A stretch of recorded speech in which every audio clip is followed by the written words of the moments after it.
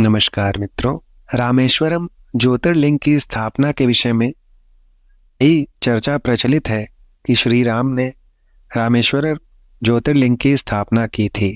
तो रामेश्वरम की स्थापना में वहां पर किस पंडित ने उस यज्ञ अनुष्ठान को संपूर्ण कराया था और श्री राम जी द्वारा वहां पर ज्योतिर्लिंग की स्थापना करवाई थी।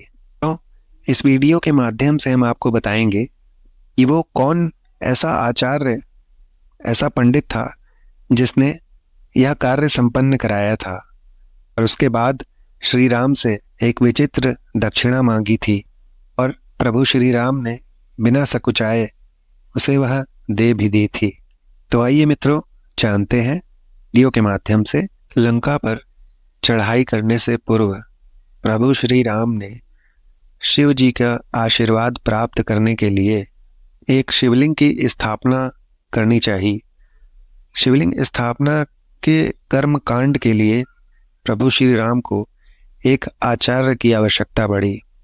ऐसे आचार्य जो शैव वैष्णव दोनों ही परंपराओं से पूरी तरह से अवगत हो।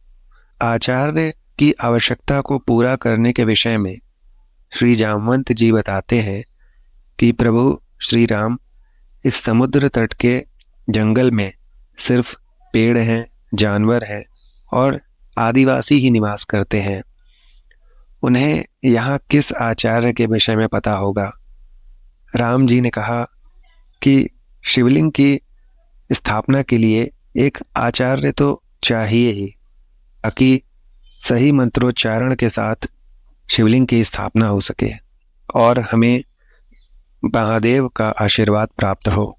यदि पूर्ण विधि विधान से शिवलिंग की स्थापना नहीं हुई तो हमारा ध्येय अधूरा रह जाएगा।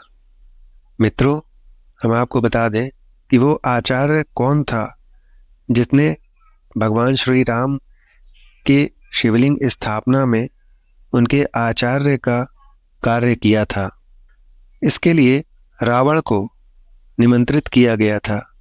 रावण ने उस निमंत्रण को स्वीकार किया और उस अनुष्ठान का आचार्य बना। रावण त्रिकालज्ञ था। उसे पता था कि उसकी मृत्यु सिर्फ श्री राम के हाथों ही लिखी है। वो कुछ भी दक्षिणा मांग सकता था, पर उसने क्या विचित्र दक्षिणा मांगी।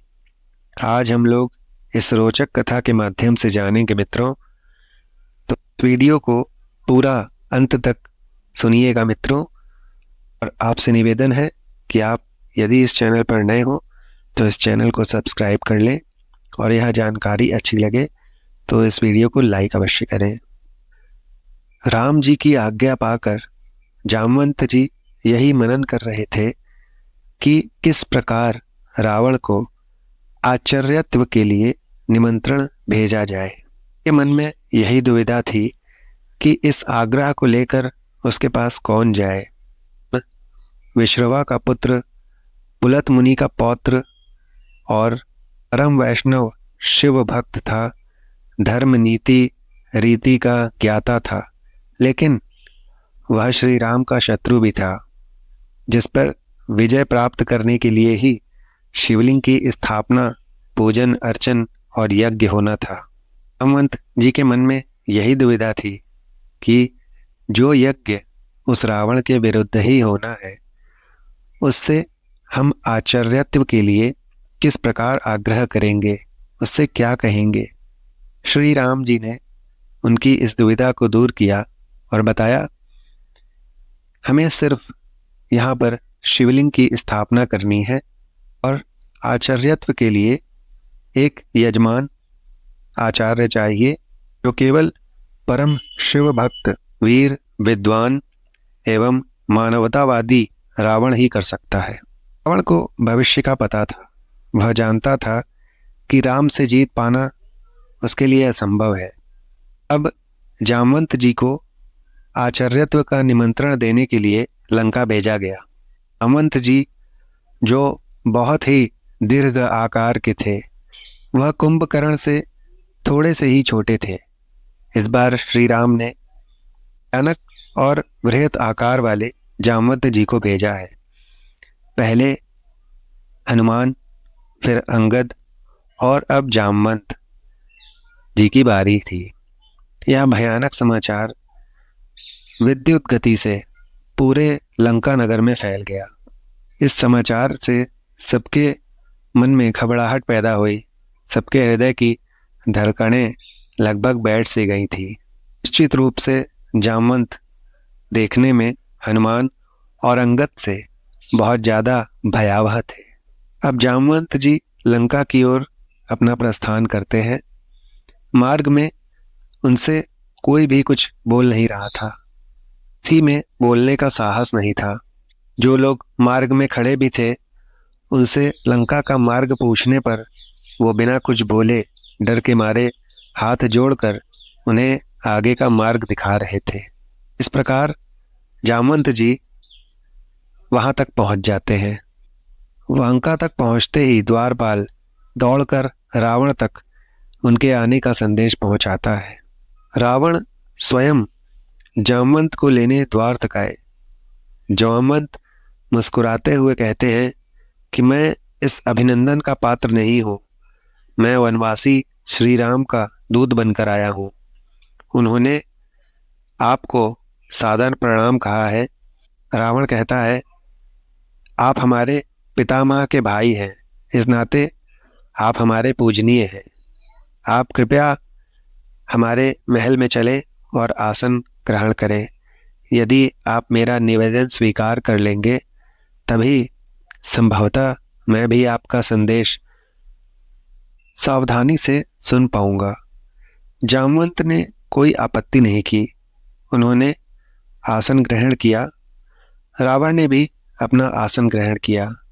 उसके उपरांत जामवंत ने उन्हें बताया कि वनवासी श्री राम ने आपको प्रणाम कहा है।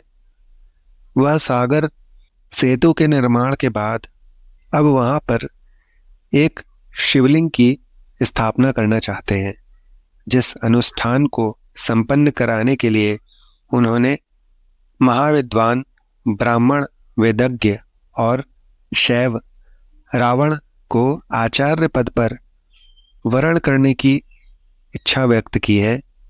और मैं श्री राम की ओर से आपको यह आमंत्रित करने के लिए आया हूँ। इस पर रावण मुस्कान भरे स्वर में जामवंत जी से पूछता है कि राम द्वारा महेश्वर लिंग विग्रह स्थापना लंका विजय की कामना से ही तो किया जा रहा है। यह बात सुनते ही रावण का सेनापति प्रहस्त अत्यंत क्रोधित हो उठा और कहता है, आप बिल्कुल ठीक कह रहे हैं। श्री राम की महेश्वर जी के चरणों में पूर्ण भक्ति है, परंतु जामवंत जी आपको किसने मध्यस्थता करने के लिए कहा? इस सेनापति को फटकारते हुए रावण कहता है, वन में प्रथम बार किसी ने रावण को ब्राह्मण माना है और आचार्य बनने योग्य जाना है। क्या रावण इतना अधिक मूर्ख कहलाना चाहेगा कि वह भारतवर्ष के प्रथम प्रशंसक महर्षि उस्त के सगे भाई महर्षि वशिष्ठ के यजमान का आमंत्रण और अपने आराध्य के स्थापना हेतु आचार्य पद को अस्वीकार कर देगा? लेकिन इस बात पर यह जानना आवश्यक है कि जब वनवासी राम इतना बड़ा आचार्य पद पर पदस्थ होने के लिए मुझे आमंत्रित कर रहे हैं, तब भी यजमान पद हेतु उचित अधिकारी मैं हूँ भी या नहीं। जामवंत जी, आप जानते हैं कि त्रिभुवन जयी रावण की लंकापुरी में आप पधारे हैं। यदि आपको यहाँ बंदी बना लिया जाए और यहाँ से लौटने ना दें तो आप क्या करेंगे? जामवंत खुलकर हंसने लगे, कहने लगे, मुझे निरुद्ध करने की शक्ति समस्त लंका के दानव यदि अपनी संपूर्ण शक्ति भी लगा दें तो मुझे नहीं रोक पाएंगे। मुझे यहाँ पर किसी भी प्रकार का विध्वंस करने की अनुमति न है और न ही आवश्यकता है। यदि मुझे किसी भी प्रकार की हानि हुई तो लक्ष्मण वहाँ तैयार बैठे हुए हैं अपना धनुष चढ़ाकर।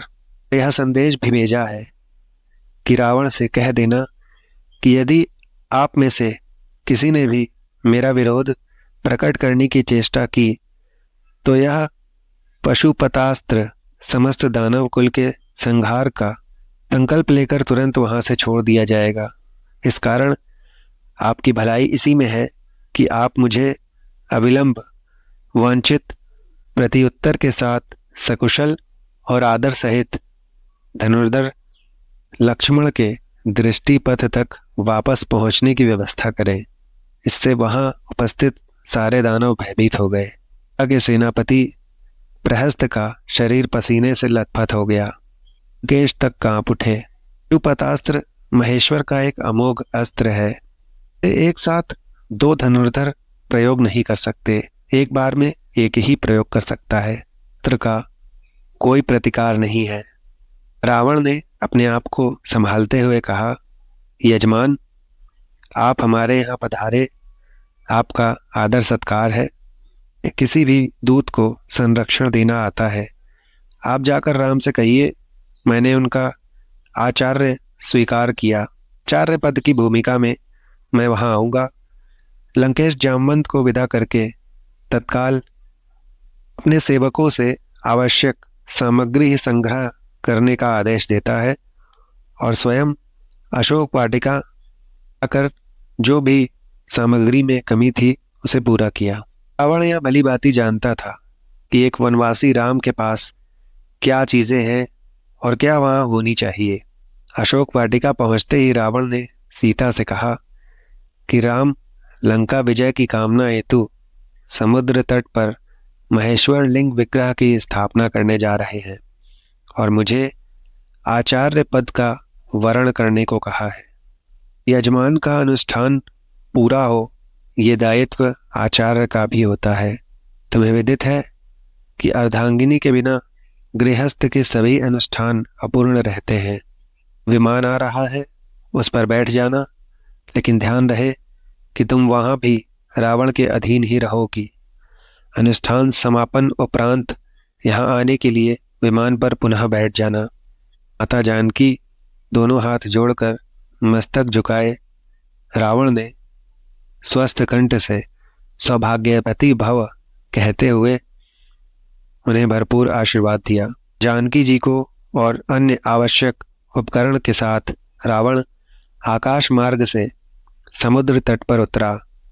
आदेश मिलने पर जानकी आप उतरिएगा, ऐसा उसने कहा। वह स्वयं राम के पास पहुंचा।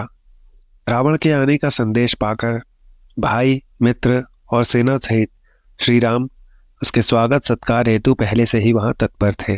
वनवासी राम ने उस दशग्रीव को हाथ जोड़कर प्रणाम किया।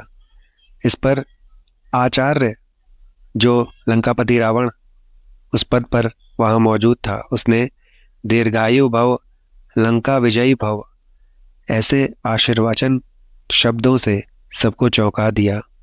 उसने अपने भाई विभीषण की ओर तनिक भी ध्यान नहीं दिया और न ही सुग्रीव की ओर। उसने उसकी उपेक्षा की, ऐसे वो वहां हो ही नहीं। भूमि शोधन के उपरांत रावण आचार्य ने कहा कि यजमान, अर्धांगिनी कहाँ है आपकी? यथास्थान आसन दे।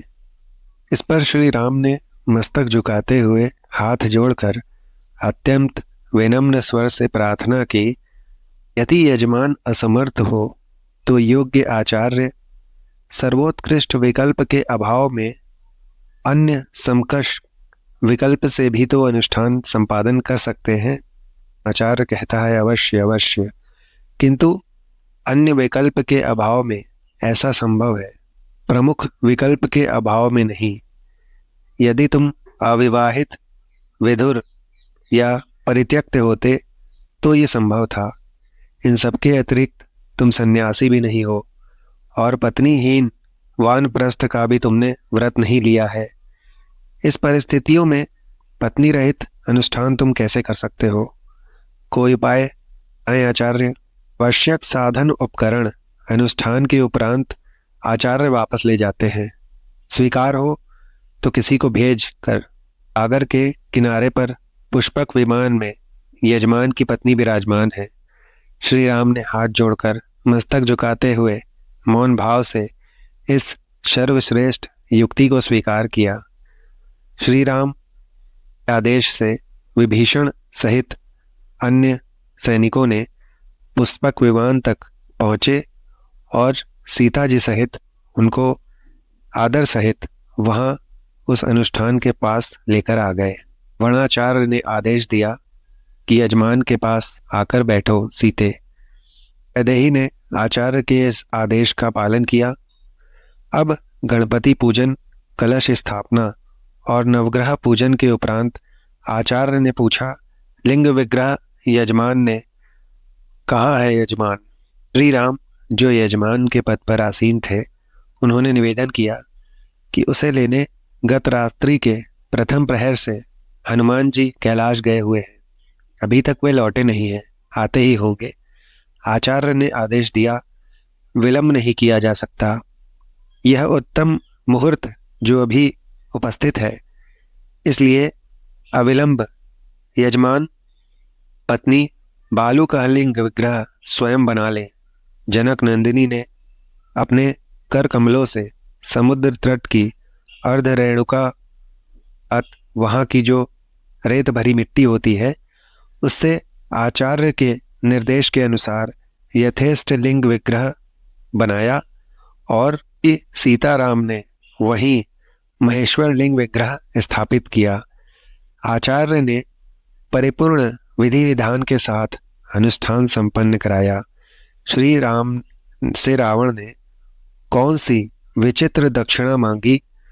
अब मित्रों, इस विषय में बात करते हैं। अनुष्ठान संपूर्ण होने के बाद रावण जो आचार्य के पद पर बैठा था, उसने यजमान श्री राम से पूछा कि अब आपका अनुष्ठान संपूर्ण हुआ, यहाँ पर आपके शिवलिंग की स्थापना हो चुकी है। श्री राम आचार्य से उनकी दक्षिणा के विषय में पूछते हैं। अब आचार्य के शब्दों ने सभी को चौंकाया। जो आचार्य के पद पर था, वो कहता है कि आप घबराइए नहीं, मुझे पता है कि आप अभी वनवासी हैं, लेकिन फिर भी राम अपने आचार्य की जो भी मांग हो उसे आप पूरा करें। हम यह प्रतिज्ञा करते हैं कि मैं उसे अवश्य पूरा करूंगा। रावण जो आचार्य के पद पर था, वो कहता है, जब मृत्युशैया मैं ग्रहण करूं तो आप मेरे सम्मुख उपस्थित रहे। आचार्य ने अपनी यही दक्षिणा मांगी। राम ने कहा, ऐसा ही होगा। आचार्य को यजमान ने वचन दिया और समय आने पर उसे निभाया भी, क्योंकि रघुकुल रीति सदा चली आई, प्राण जाए पर वचन न जाए। यह वार्ता देखकर वहां उपस्थित सभी जन समुदाय नेत्र प्रेम अश्रुओं से भर गए और सबने एक साथ एक ही स्वर में सच्ची श्रद्धा के साथ इस अद्भुत आचार्य को प्रणाम किया। रावण जैसे भविष्य दृष्टा ने जो दक्षिणा मांगी, उससे बड़ी दक्षिणा क्या हो सकती थी। जो रावण यज्ञ कार्य पूरा करने में राम की बंदी पत्नी को शत्रु के समक्ष प्रस्तुत कर सकता है, वह राम से लौट जाने की दक्षिणा कैसे मांग सकता है। बहुत कुछ हो सकता था।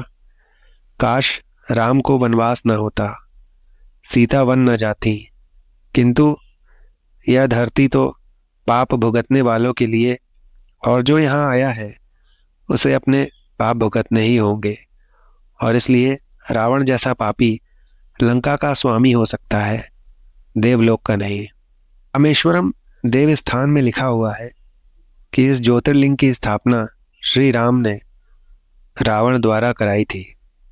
वहां पर स्थापना के बाद रावण पुनः पिताजी को पुष्पक विमान में बैठाकर वापस चला जाता है। वाल्मीकि रामायण और तुलसीकृत रामायण में इस कथा का वर्णन नहीं है, पर तमिल भाषा में लिखी महर्षि कंबन की इस कथा का वर्णन है, जो इरामावतारम में वर्णित है। मित्रों, हमने देखा कि किस प्रकार रावण ने एक विचित्र दक्षिणा मांगकर प्रभु श्री राम अपना नाम जोड़ लिया। मित्रों, यह जानकारी आपको अच्छी लगी हो तो इस वीडियो को लाइक अवश्य करें और हमारे चैनल को सब्सक्राइब करें। धन्यवाद मित्रों।